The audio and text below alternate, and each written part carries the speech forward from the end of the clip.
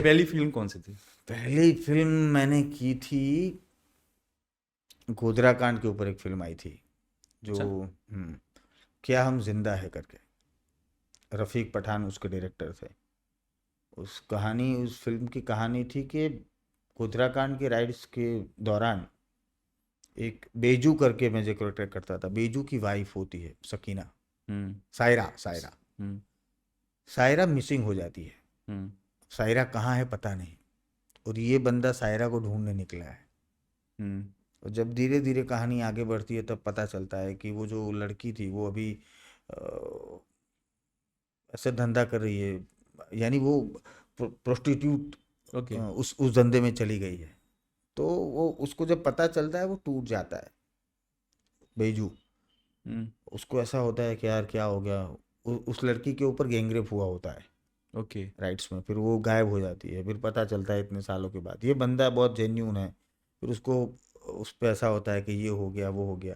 तो वो कहानी जो थी ना वो ऐसा थी कि हर किसी, हमारे यहाँ दंगे राइट्स जो कुछ भी होते हैं तो उस दंगों के होने वाली चीजें आपको दिखाई देती है, लेकिन उसके बाद क्या होता है ना वो आपको कभी वो नहीं नहीं दिखाई दिखाई देता। देता।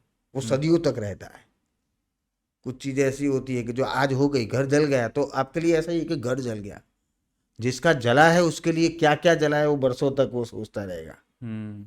तो ऐसी कहानी थी कि एक लड़की को हम खाली लड़की देखते हैं कि भाई चलो औरत है, पर औरत के अंदर कितने सारे वो है और कितना पेन है, वो कहीं रिफ्लेक्ट होता है कहीं नहीं होता है। हम्म। फादर समझो, हस्बैंड समझो, भाई समझो, जो भी उसके आसपास के कैरेक्टर है वो किस तरीके से रिएक्ट करते हैं। हम्म। तो उसी को अच्छे तरीके से प्रेजेंट किया था। अच्छी फिल्म थी, ज़्यादा चली नहीं थी और ज़्यादा कुछ प्रमोट भी नहीं किया था उस फिल्म हम्म। को।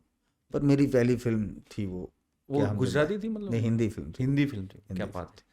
लेकिन ये ऐसी जो फिल्में होती हैं ना, जो हाँ मतलब थोड़ा डार्क साइड, हाँ उसको ज़्यादा प्रमोट भी नहीं करते लोग, पता नहीं हाँ। क्यों ऐसा।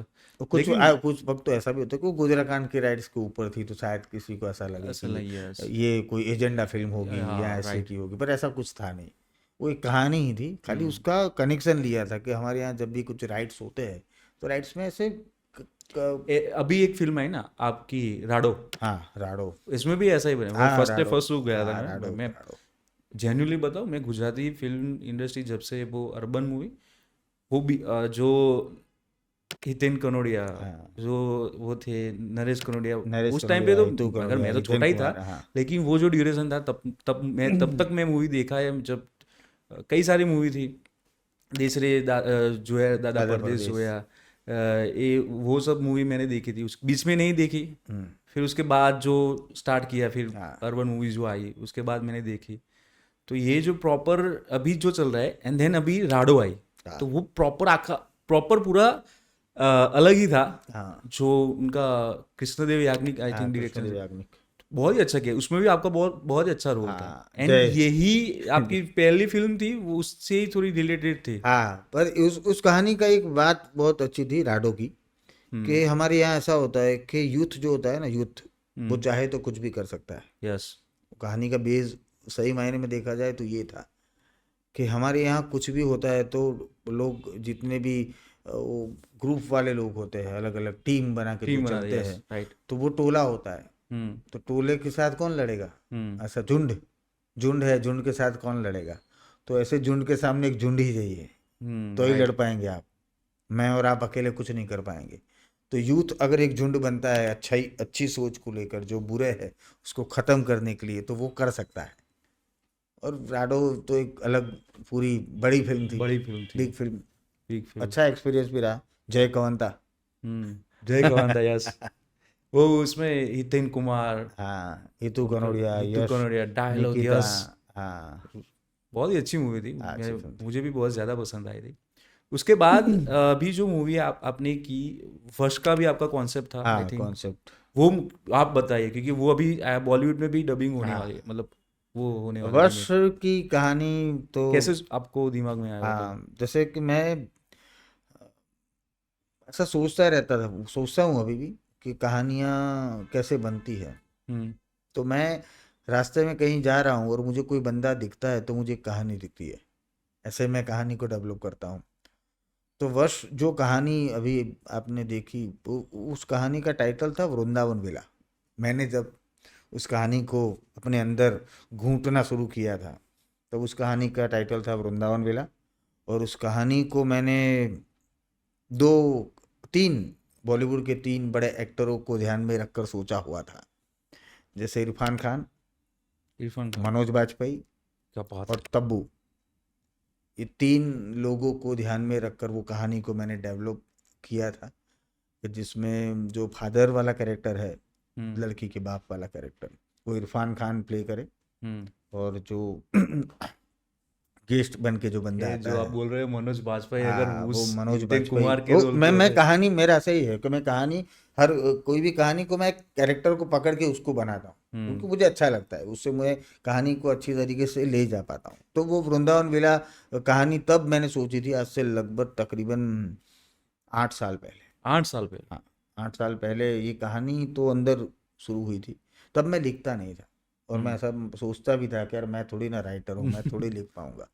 तो मैं ऐसे प्लॉट बना के रख देता था, ओके। ऐसे ऐसे छोटे छोटे जो कहानी होती है, तो 1 पेज में लिख कर मैं रख देता था कि ऐसी कहानी यूँ। हम्म और फिर कोई, अब मैं तो लिखने का सोच भी नहीं रहा था, तो मेरे को ऐसा था कि कोई तो बनाए इसके ऊपर फिल्म। हम्म। तो फिर कृष्णदेव याग्निक को जब हम ये कर रहे थे, करसनदास पे यूज, तब मैंने थोड़ा हल्का हल्का इस कहानी के बारे में उनको बोला था कि ऐसी कहानी है। तो बोले अच्छा अच्छा अच्छा, देखेंगे, चलो कुछ करेंगे ऐसा। फिर उसके बाद 2-3 साल और निकले, फिर वापस मिलना शुरू हुआ। फिर जय भट्ट करके मेरा एक दोस्त है, जय काफ़ी अच्छा राइटर है, तो जय भट्ट को इस प्रोजेक्ट के अंदर इन्वॉल्व किया उन्होंने, ओके। और बोला कि ये चेतन की जो कहानी है उसको डेवलप करो, कैसे कर सकते हैं, क्या कर सकते हैं। तो जय भट्ट और हर्षोधन, वो दोनों ने मिलकर इस कॉन्सेप्ट को डेवलप किया ज़्यादा, और कृष्णदेव याग्निक ने फिर लिखा। हम्म और तब जाके ये वश, वृंदावन विलास से वश तक का सफ़र यहाँ तक पहुँचा बहुत है। बहुत गजब मूवी थी ये। सबकी एक्टिंग, अगर हाँ, बोले अभी जो रीमेक हो रही है उस, वो क्या लगता है अभी?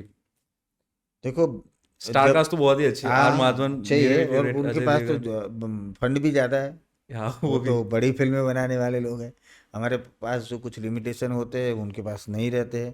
तो ऐसा भी हो कि हमने जिसको वश को देखा है उससे ज़्यादा भी अच्छी फिल्म उभर के आए हो, हम्म और ऐसा भी हो सकता है शायद कि हमको ये वर्ष ज़्यादा पसंद आए और वो ऐसा लगे कि यार ओके, पर अपने वाली जो थी वो ज़्यादा अच्छी थी। एक्चुअल में जो पर होता है मैं इसलिए ये कहता हूँ कि हम नाटक वाले लोग हर शो को प्रयोग कहते हैं, प्रयोग। एक्सपेरिमेंट। हाँ, तो प्रयोग जो है वो सिनेमा में वो भी जो होता है वो प्रयोग है। एक्सपेरिमेंट फिल्म करना ही पड़ता चलेगी है। या नहीं चलेगी ये मैं कि आप कोई तय कर सकते नहीं है। ये तो एक प्रयोग है, अगर हो गया तो सफल, नहीं हुआ तो कोई बात नहीं। हम्म तो ऐसा ही होता है कि वर्ष जब कृष्णदेव याग्निक ने की होगी, तब उन्होंने भी सोचा होगा कि गुजराती ऑडियंस यार एक्सेप्ट करेगी कि नहीं करेगी ऐसे सब्जेक्ट को, तो वो भी एक प्रयोग था।